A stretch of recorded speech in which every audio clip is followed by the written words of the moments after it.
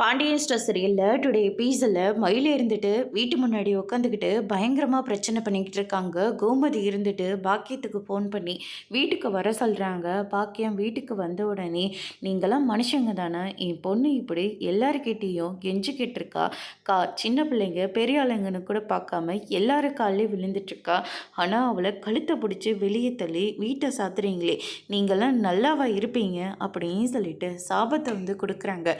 பாண்டியன் இருந்துட்டு, இங்கே பாருங்கள், தேவையில்லாமல் பிரச்சனை பண்ணிகிட்டு இருக்காதீங்க, நீங்கள் பண்ணது ரொம்ப பெரிய தப்பு, கொஞ்சம் கூட குற்ற உணர்ச்சி இல்லாமல் இப்படி வந்து பேசிகிட்டு இருக்க உங்களால் மட்டும் எப்படி தான் முடியுதோ தெரியல அப்படின்னு சொல்லிட்டு பாண்டியன் முதல் கொண்டு எல்லாருமே அந்த வீட்டை பற்றி பேசவும், அதுக்கடுத்து தான் நம்ம சரவணன் இருந்துட்டு நேராக மயில் கிட்ட போகிறாங்க. மயிலை எப்படியாச்சும் ஏற்றுப்பாங்க அப்படின்னு சொல்லிட்டு மயில் ஒரு பக்கம் ரொம்பவே சந்தோஷமாக இருக்காங்க. அப்பா, இவ கூட வாழ எனக்கு துளி கூட விருப்பம் கிடையாது, எனக்கும் இவளுக்கும் டிவோர்ஸ் வாங்கி கொடுத்துருங்க, என்னை முடிச்சு விட்டுருங்க அப்படின்ற மாதிரி சொல்லிடுறாங்க. அப்படியெல்லாம் என்னால் முடியாது, நான் உங்களுக்கு டிவோர்ஸ் தரமாட்டேன், நான் வாழ்ந்தாலும் சரி செத்தாலும் சரி அது உங்கள் மடியில் தான், நான் இதுக்காக எந்த கோர்ட்டு படினாலையும் நான் ஏற போகிறேன் அப்படின்னு சொல்லிட்டு மயில இருந்துட்டு நேராக போலீஸ் ஸ்டேஷனுக்கு போகிறாங்க.